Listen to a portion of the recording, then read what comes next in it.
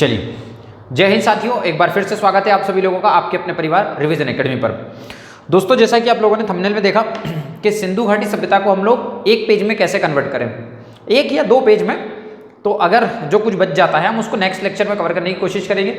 आप लोग उसको कोशिश करेंगे या तो दो पेज में कवर कर लें या एक पेज में कवर कर लें। सबसे पहली बात तो जो बेसिक बातें हैं वो अगर आप लोगों को पता है, अगर आप लोगों ने थोड़ा बहुत भी पढ़ा है, तो आप नोट्स को कंपाइल कैसे करें दोस्तों, क्योंकि हमारे पास रिवीजन का मौका बहुत कम होता है, रिवीजन हम कम कर पाते। तो 5 महीने अपने पास मैक्सिमम है रिवीजन करने के लिए। आपके पास शॉर्ट नोट्स होना चाहिए।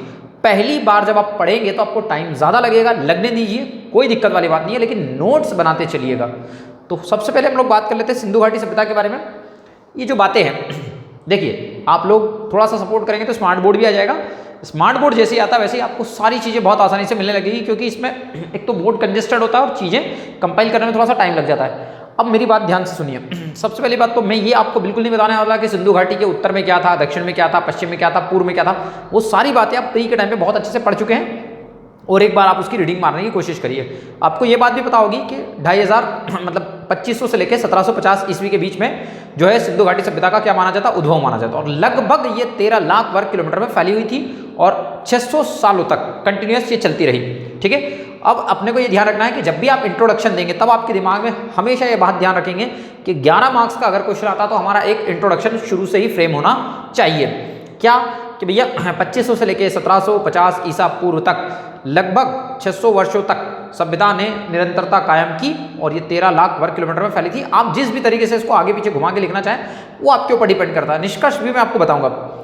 अब जब भी कभी भी आप कोई चीज़ पढ़े तो सबसे पहले उसकी आपको सामाजिक व्यवस्था पता होना चाहिए, दूसरा उसकी धार्मिक व्यवस्था पता होना चाहिए, तीसरा उसकी राजनीतिक व्यवस्था पता होना चाहिए, चौथा उसकी आर्थिक व्यवस्था पता होना चाहिए, और उसके बाद में यदि हम लोग बात करें यहाँ पर तो नगर नियोजन, जैसे यहाँ आगे स्पेशल पॉइंट, तो वो पता होना चाहिए आपको। फिर दूसरा ये है कि उसके पतन के कारण क्या है, तीसरा और उद्भव। तो सबसे पहली बात अपने को क्या समझ में आई, यहाँ के लिए नगर नियोजन समझ में आया, राजनीतिक जीवन समझ में आया, सामाजिक जीवन समझ में आया, आर्थिक जीवन समझ में आया, धार्मिक जीवन समझ में आया। इसके बाद में इसका उद्भव क्यों हुआ, इसके पीछे के क्या कारण थे, और उत्पत्ति के अलावा हम लोग बात करें कि ये समाप्त क्यों हुआ, क्या उसके पीछे के रीजन थे। तो हम लोग जब हिस्ट्री के बारे में बात करेंगे तो बहुत कंपाइल चीजें करने की कोशिश करेंगे। सबसे पहले हम लोग आते हैं कि भाई आपको ये सभी को पता है कि सिंधु घाटी सभ्यता कांस्युगीन सभ्यता थी, एक नगरीय सभ्यता थी। आपसे लास्ट ईयर भी 11 मार्क्स में क्वेश्चन पूछा गया है कि सिंधु घाटी सभ्यता एक नगरीय सभ्यता थी। आप इस मत से कहां तक सहमत है? याद रखिएगा दोस्तों, किसी भी सभ्यता को नगरीय सभ्यता कहने से पहले हमको उसके फैक्टर्स पता होना चाहिए कि नगरीय सभ्यता के लिए फैक्टर्स क्या क्या काम करेंगे। सबसे पहला वहां पर एग्रीकल्चर जो होना चाहिए वो सरप्लस होना चाहिए, कृषि अधिशेष होना चाहिए। अधिशेष का मतलब, सरप्लस का मतलब ये भंडारण ज्यादा होना चाहिए। इसका मतलब प्रोडक्शन उसका ज्यादा होगा तभी स्टोरेज ज्यादा हो पाएगा। तो सबसे पहला हमारे पास फैक्टर क्या होना चाहिए किसी सभ्यता को नगरीय सभ्यता कहने के लिए, क्योंकि आपको महाजनपद काल में भी काम आएगा। तो वहां की जो कृषि होना चाहिए वो कैसी होना चाहिए, अधिशेष होना चाहिए। अधिशेष होना चाहिए मतलब सरप्लस होना चाहिए। दूसरा फैक्टर वहां पर काम आएगा आपके पास में, वहां का पॉलिटिकल सिस्टम जो है वो बहुत ज्यादा स्ट्रांग होना चाहिए, या तो वो सेंट्रलाइज हो। यदि वो सेंट्रलाइज नहीं होता है, अगर मान लो सेंट्रलाइज भी होगा तो भी प्रॉब्लम आएगी, पर मैं एक एग्जांपल के तौर पर बता रहा हूं कि वहां का जो सिस्टम होता है, राजनीतिक जीवन होना चाहिए वो एकदम बिल्कुल सुव्यवस्थित तरीके से होना चाहिए। वहां पर निरंकुशता बिल्कुल भी नहीं होनी चाहिए। तीसरा, वहां का जो उद्योग व्यापार है, इंडस्ट्रियल डेवलपमेंट है या ट्रेड जो हमारे पास में, कॉमर्स जो हमारे पास में, वो सुविकसित होना चाहिए। वहां पर कोई भी धार्मिक जो तत्व है वो बहुत ज्यादा वर्चस्वशाली नहीं होना चाहिए। वहां का जो सामाजिक व्यवस्था है जहां पर जाति प्रथा, छुआछूत वगैरह नहीं होना चाहिए। ये कम से कम इतने पॉइंट्स तो आपको पता होना चाहिए, एटलीस्ट कम से कम इतने पॉइंट तो होना चाहिए। वहां का इकोनॉमिकल डेवलपमेंट आपको पता होना चाहिए, वहां का सोशल डेवलपमेंट आपको पता होना चाहिए। ये सारी बातें 11 मार्क्स में जो क्वेश्चन लिखा हुआ वो सीधे सीधे 11 मार्क्स में आएगा, और इंडिविजुअली 5-5 मार्क्स के सारे क्वेश्चन आपके यहाँ कवर हो जाएंगे। यहाँ से आपके सारे 3 मार्क्स के क्वेश्चन कवर हो जाएंगे, यहाँ से आपका सारा प्री भी कवर हो जाएगा, ये बात की गारंटी लेता हूँ। तो फैक्टर की हम लोग बात कर ले कि फैक्टर हम सबसे पहले देखें। अकेला 5 मार्क्स का क्वेश्चन, सिंधु घाटी सभ्यता एक नगरीय सभ्यता थी, इस बात की आप लोग क्या करना है, विवेचना करना है। सबसे पहले बात करें जो सिंधु घाटी सभ्यता के जितने भी नगर थे, अब आप सब पढ़ चुके हो, धोलावीरा, लोथल, मोहनजोदड़ो, हड़प्पा वगैरह सब कुछ पढ़ चुके हो आप, तो वो बातें तो मैंने भुला दी है। 2 भागों में डिवाइडेड था सिंधु घाटी सभ्यता के जितने भी नगर थे, वो सबके सब कितने पार्ट में डिवाइडेड थे, 2 भागों में डिवाइडेड थे। एक भाग को हम लोग बोलते थे पश्चिमी टीला और एक भाग था हमारा पूर्वी टीला। जो दोस्तों पश्चिमी टीला हुआ करता था, यहाँ उच्च वर्ग रहा करता था, यहाँ शासक वर्ग रहा करता होगा। ये जो पश्चिमी टीला हुआ करता था ये रक्षा प्राचीर से घिरा हुआ होता था। इसका मतलब आस पास अपने पास क्या हुआ करती थी, बिल्डिंग।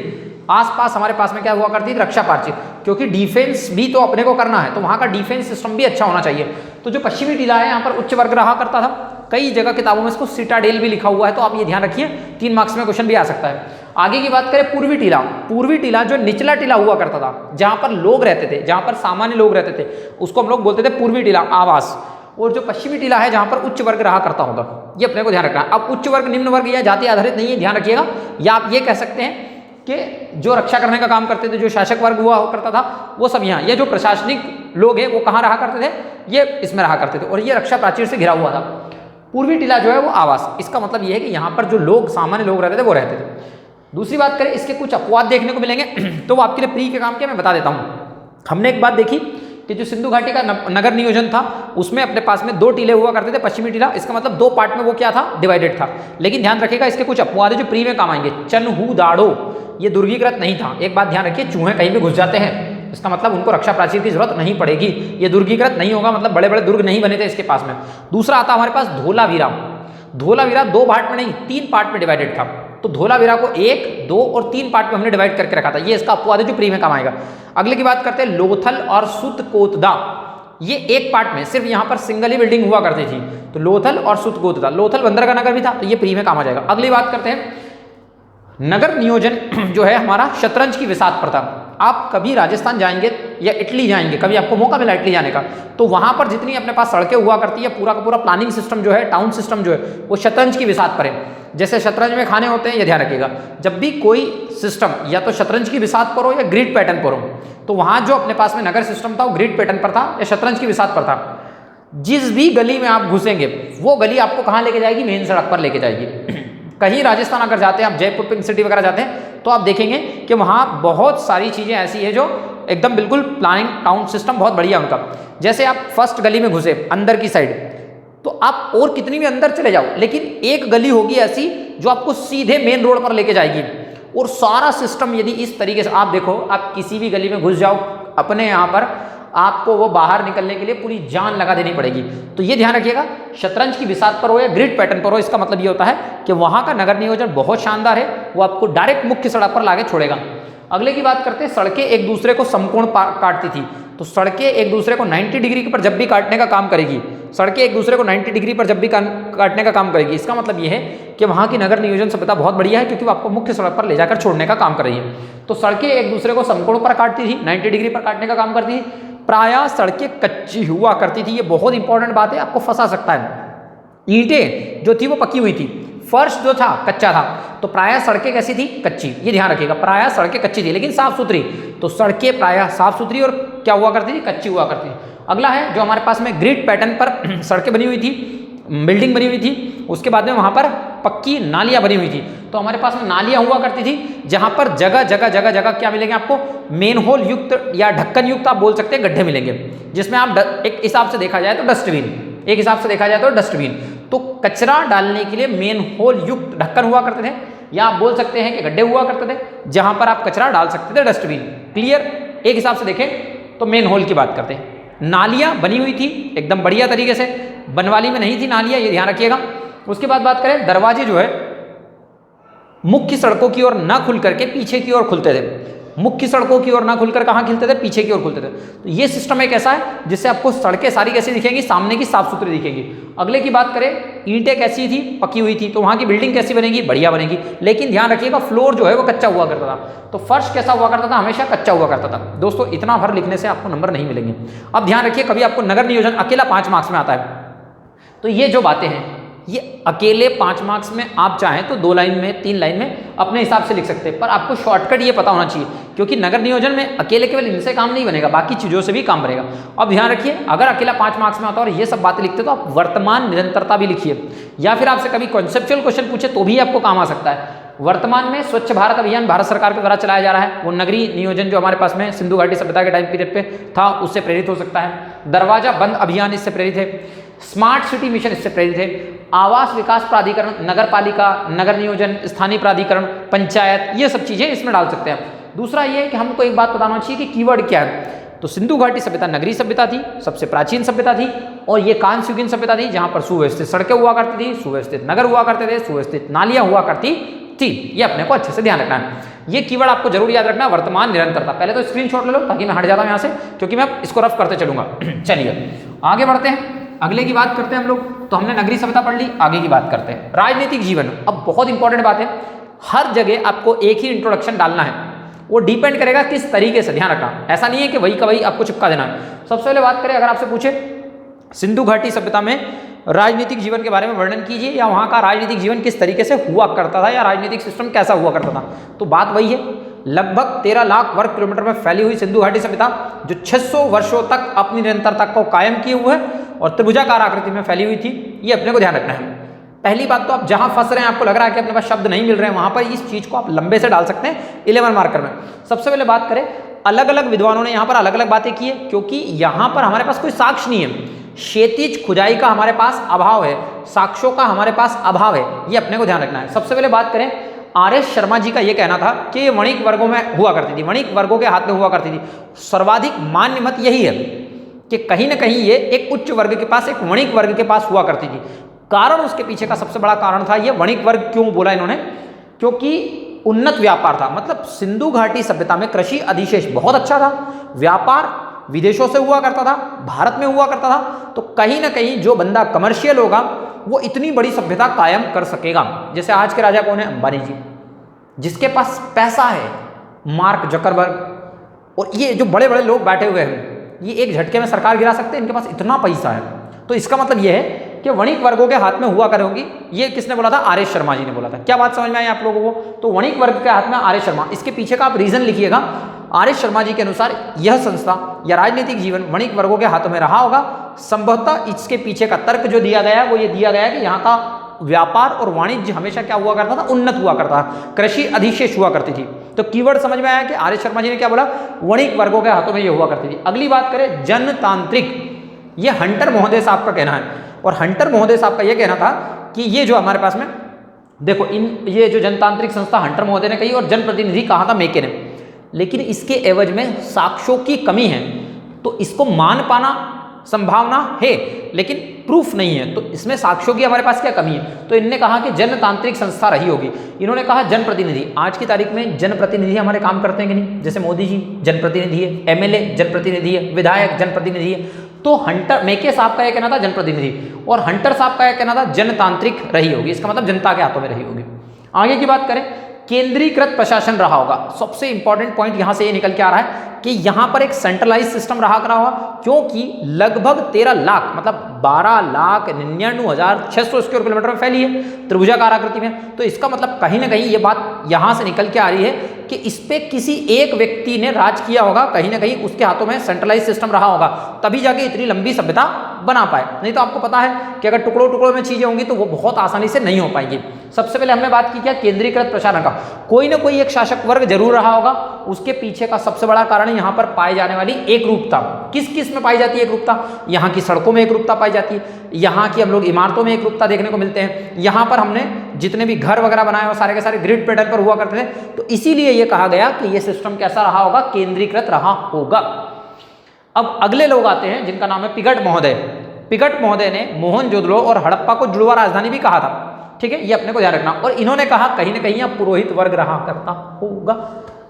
पुरोहित वर्ग की बात की इन्होंने साक्ष्य के तौर पे ये बताया कि जो हमारे पास में मोहनजोदड़ो में जो टीले मिले हैं, नहीं मेसोपोटामिया में जो टीले मिले हैं और बलूचिस्तान में जो टीले मिले हैं, वो दोनों में क्या है, समानता है। और यहाँ पर कहीं ना कहीं एक पुरोहित वर्ग वर्चस्व में रहा होगा। लेकिन दोस्तों इसके एवज में साक्ष्य नहीं है, क्योंकि यहाँ से मंदिरों के साक्ष्य नहीं मिलते हैं। तो अगर मंदिरों के साक्ष्य नहीं मिलते हैं तो पुरोहित वर्ग यहाँ नहीं हो सकता है, ये अपने को ध्यान रखना है। तो इनमें सर्वाधिक मान्य मत किसका है? ये आर.एस. शर्मा जी का।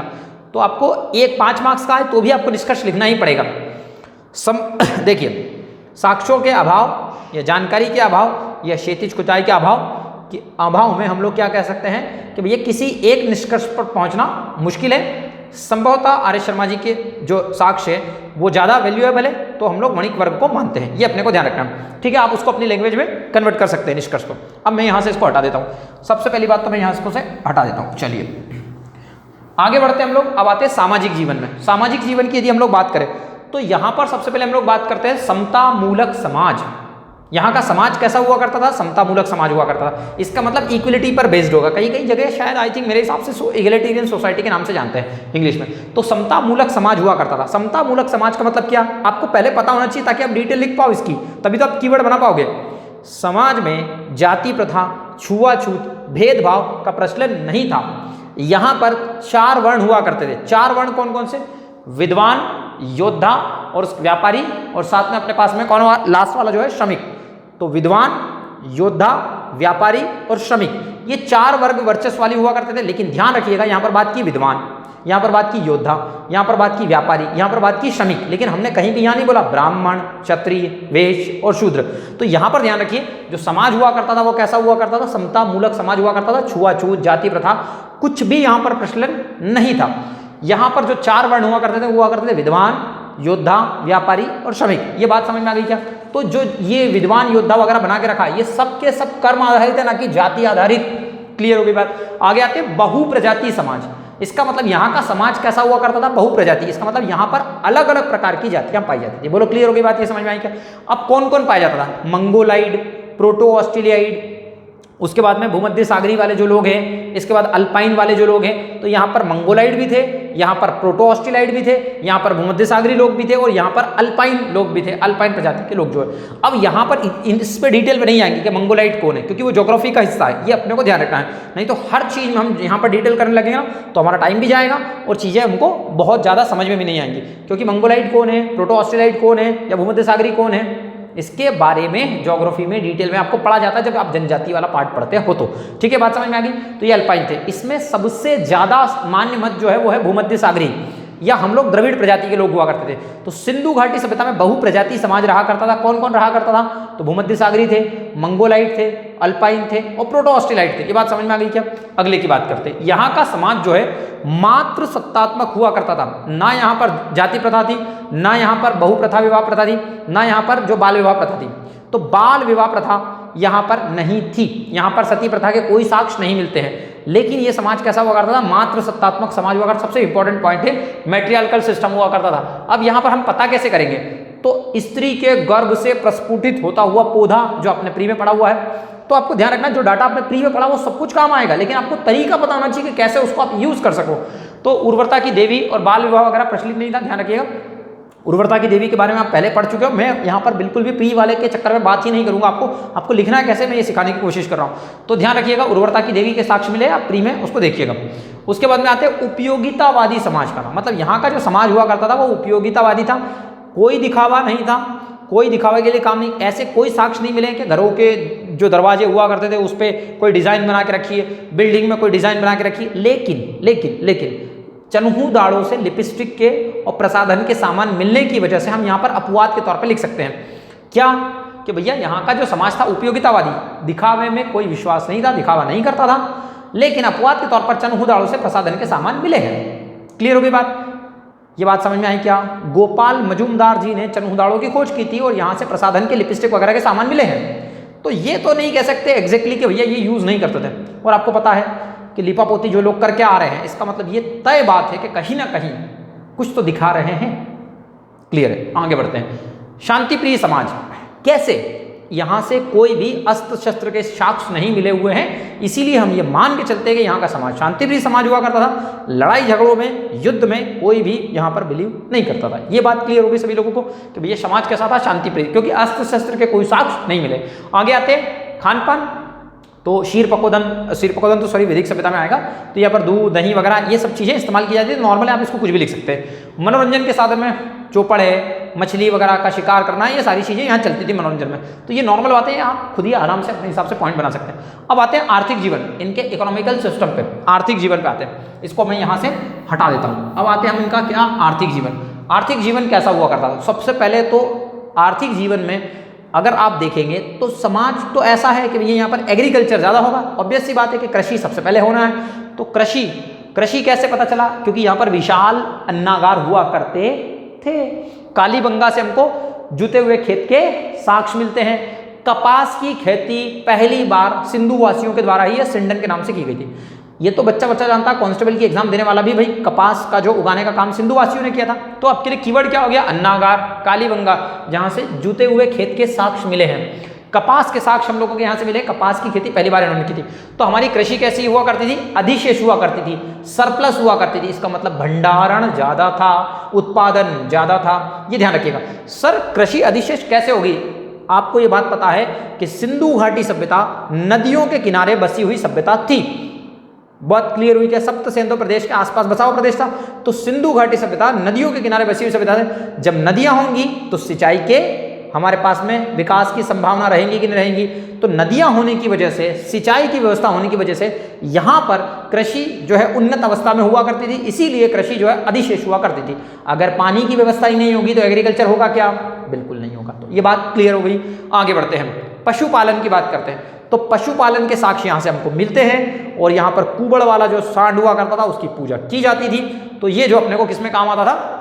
व्यापार में काम आता था। आगे बात करें वाणिज्य की बात करें, वाणिज्य व्यापार की बात करें, तो आपको पता है कि हमारे इंटरनल ट्रेड भी हुआ करता था और एक्सटर्नल ट्रेड भी हुआ करता था। आंतरिक व्यापार भी हुआ करता था और बाह्य व्यापार भी हुआ करता था। यदि हम बात करें आंतरिक व्यापार की तो कर्नाटक से सोना निकाला जाता था, उसका व्यापार किया जाता था भारत देश के अंदर। उसके बाद में राजस्थान से आपको पता है चांदी निकाली जाती थी, लार्ज वर्क निकाला जाता था। तो अपने को ध्यान रखना है कि आंतरिक व्यापार में कर्नाटक और राजस्थान जो है प्रमुख हुआ करते थे। और जितने नगर आपने प्री में रटे हैं उसमें से कोई सा भी डाल सकते हैं हम। आगे बात करें बाह्य व्यापार की, तो बाह्य व्यापार में हम लोग फारस से व्यापार करते थे, अफगानिस्तान से व्यापार करते थे और उसके बाद में सॉरी दोस्तों, तो अपन अफगानिस्तान से, फारस से, मंगोलिया से, अलग अलग जगह से हम लोग क्या करते थे? व्यापार करने का काम करते थे। यदि हम लोग यहाँ पर बात करें कि ये पता कहाँ से चल रहा भैया, क्या आप व्यापार करते थे बाहर वाले लोगों से? चांदी का, सोने का, इन सब का व्यापार करते थे। सम्राट सारगोन अभिलेख, सम्राट सारगोन अभिलेख में मेलुहा शब्द जो मेसोपोटामिया के लिए यूज किया है, ये मेसोपोटामिया और हड़प्पा सभ्यता के बीच में व्यापार की जानकारी प्रदान करने वाला अभिलेख है। ये 3 मार्क्स का क्वेश्चन यहां से बन सकता है आपको। सम्राट सारगोन अभिलेख जो है मेलुहा शब्द का इस्तेमाल किया गया है, जिसमें यह कहा गया है कि हड़प्पा सभ्यता के मेसोपोटामिया से उन्नत व्यापार के साक्ष्य दर्शाता है। तो मेसोपोटामिया वाला ध्यान रखिएगा और आप कीवर्ड के तौर पर सम्राट सारगोन अभिलेख लिख लें 3 मार्क्स के हिसाब से। अगला आता उद्योग धंधे। देखिए इनको धातुओं का ज्ञान था। कौन सी धातु? सोचता सिटी। मैं यहां लिख देता हूं धातु कौन सी? सोचता सिटी। तो सोना, चांदी, तांबा और सीसा और टिन। तो सोना हो गया, चांदी हो गया, तांबा हो गया, सीसा हो गया, टिन, इन सबका इनको ज्ञान था। अगर इनको ज्ञान था तो धातुओं का व्यापार, सोना चांदी वगैरह का व्यापार ये करते थे। तांबे का व्यापार, टिन का व्यापार, सीसे का व्यापार ये करते थे। आगे बात करते विनिमय सिस्टम, बार्टर सिस्टम, वस्तु विनिमय प्रणाली थी। दोस्त ये मेरा रुमाल है, आज ही लाया हूँ। एक काम कर, ये रुमाल रख और मेरे बाल नहीं है, तू तेरी टोपी दे दे। तो बात समझ में आ गई क्या? मेरे पास गेहूं ज्यादा हो रहा है, तुम्हारे पास चावल ज्यादा हो रहा है, तो गेहूं ले लो, चावल दे दो। तो वस्तु विनिमय प्रणाली यहाँ पर सिस्टम थी। बार्टर सिस्टम हुआ करता था अपने गांव में, हमारे गांव में ये हुआ करता था पुराने जमाने में कि हमारे पास कुछ चीज थी, हम उसको दे देते थे, उसके बदले में कुछ और चीज ले लेते थे, क्योंकि यहाँ पर रुपया नहीं चलता था। आगे बात करें यातायात और संचार के साधन। हेलीकॉप्टर चलेगा क्या? जहाज चलेगी क्या? तो हमारे पास ठेला गाड़ी, बैलगाड़ी ये सब चला करता था। और आपको ये बात पता है कि नाव वगैरह हुआ करती होगी, तभी तो क्या हुआ? बंदरगाह विकसित हुआ होगा। तो लोथल जो बंदरगाह नगर हुआ करता था, लोथल से आपको पता भी है चावल के साक्ष्य मिले हुए हैं। तो लोथल क्या था? एक बंदरगाह नगर था। तो अपने पास यातायात और संचार के साधन में ठेला गाड़ी है, बैलगाड़ी है, नाव वगैरह है, इन सब का इस्तेमाल किया जाता था। मापतोल में जो 16 की यूनिट में 1, 4, 8 और 16, 32 ऐसे करके, तो 16 की यूनिट्स में संभवतः ये सब चलता था। तो नापतोल के लिए जानकारी थी इनको। उसके बाद बात करें शिल्प उद्योग, इसका मतलब यहाँ पर सूती वस्त्र उद्योग के साक्ष्य मिले मोहनजोदड़ो से। यहाँ पर सूती वस्त्र उद्योग भी हुआ करता था। चलिए ये कहानी खत्म होती है।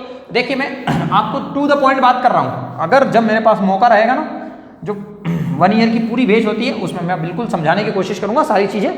पर यहाँ पर मैं उन बच्चों के लिए सिर्फ काम कर रहा हूँ जो कहीं ना कहीं 5 महीने बाद मेंस देने वाले और जिनको पहले से समस्या आ रही है। देखिए धार्मिक जीवन कैसा हुआ करता था। धार्मिक जीवन में पहला पॉइंट है लौकिक सभ्यता। इसका मतलब उनको यहीं से मतलब था बढ़िया शानदार यहाँ जी लो, वहाँ का कोई भरोसा नहीं है। इसका मतलब ये है कि यहाँ की सभ्यता कैसी हुआ करती थी? लौकिक सभ्यता हुआ करती थी। तो आप ध्यान रखिए पारलौकिक सभ्यता के ऊपर कोई विश्वास नहीं था, लौकिक सभ्यता हुआ करती थी और इसी सभ्यता में जीवन यापन करने की वो बात करते हैं। ना तो कोई नर्क होगा ना कोई स्वर्ग होगा, इन सब की कोई बात नहीं करेगा। इसका मतलब यही की वो सिर्फ बात करेंगे लौकिक सभ्यता। आगे बात करते धार्मिक तत्व वर्चस्वशाली नहीं था।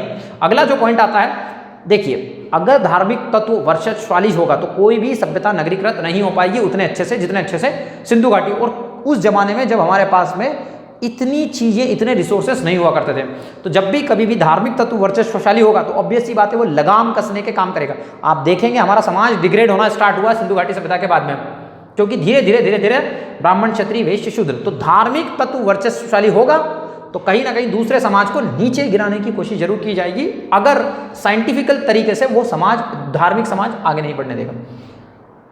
ध्यान रखिएगा, धर्म बहुत अच्छी चीज़ है, लेकिन वो अगर साइंटिफिक तरीके से हो तो, हिंदू धर्म बहुत ज़्यादा साइंटिफिक है, उसको गलत तरीके से रिप्रेजेंट किया जा रहा है कई जगह पर। तो आप ध्यान रखें, जैसे स्वामी विवेकानंद जी महान हुए, शंकराचार्य जी हुए, ये जो महान लोग हुए ना, इन्होंने जो धर्म को जिस तरीके से रिप्रेजेंट किया ना, तो भारत की इससे छवि धूमिल नहीं हुई है। कुछ लोग छवि धूमिल करते थे धर्म के नाम पर, तो अपन खैर उस चक्कर में नहीं उलझते, इधर से आ जाते हैं, नहीं तो वो सब बातें अपने को करने की जरूरत नहीं है। अगला है हमारे पास, मंदिर के कोई साक्ष्य यहाँ से नहीं मिले हैं। इसका मतलब ये सभी हुआ करते थे प्रकृति पूजक।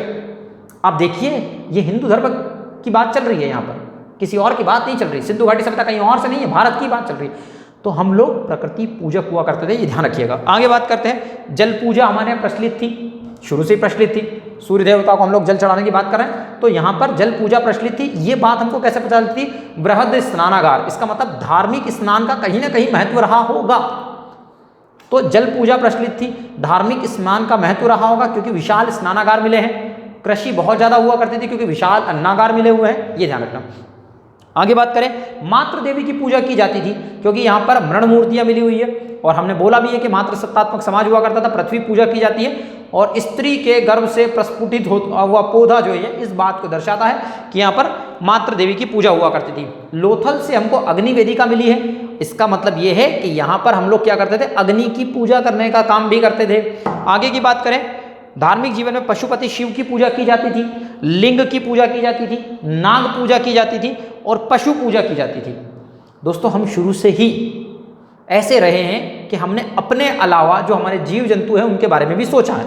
तो हम पशु पूजक हुआ करते थे, हम नाग पूजक हुआ करते थे, हम पीपल पूजक हुआ करते थे, हम जल पूजक हुआ करते थे, हम शिव जी के पूजक हुआ करते हैं, हम प्रकृति पूजक हुआ करते हैं, और हम लौकिक सभ्यता में बिलीव करते थे। इतने पॉइंट सफिशिएंट है, मोर देन अगर 5 मार्क्स से क्वेश्चन आता है तो, और ये कोई बहुत बड़ी बात नहीं है। क्लियर होगी बात? चलिए यहाँ कहानी खत्म करते हैं, इधर उधर फालतू की बात करते नहीं अपन, क्योंकि अपने को पता है कि टाइम बहुत ज़्यादा इंपॉर्टेंट है, टाइम बहुत ज़्यादा कीमती है। दोस्तों, अगर आप इसी तरीके के और वीडियो चाहते हैं, आपको लगता है कि कम टाइम में ज़्यादा चीज़ें हम कंपाइल कर सकते हैं, कम समय में ज़्यादा चीज़ें मिल रही है, तो आप ज़रूर बताइए। और अगर आप चाहते हैं कि बिल्कुल एकदम बेसिक से सर ये जो आप बातें बता रहे हैं इनको बहुत डिटेल में जाके समझाइए, ताकि हमारा पूरा बेस बना सके। जो 1 ईयर वाले बच्चे हैं, 2nd ईयर वाले हैं, फाइनल ईयर वाले, जिनको मेंस नहीं देना उनकी बात कर रहा हूँ, जिनको मेंस देना है उनके लिए मोर देन सफिशिएंट है, क्योंकि आप खुद अपने हिसाब से सेल्फ स्टडी कर रहे हैं। बस मैं आपको बताने की कोशिश कर रहा हूँ कि आप उसको कंपाइल कैसे करें, जो आपने डाटा पहले से तैयार किया, और आप उसको एक पेज में खत्म कैसे करें।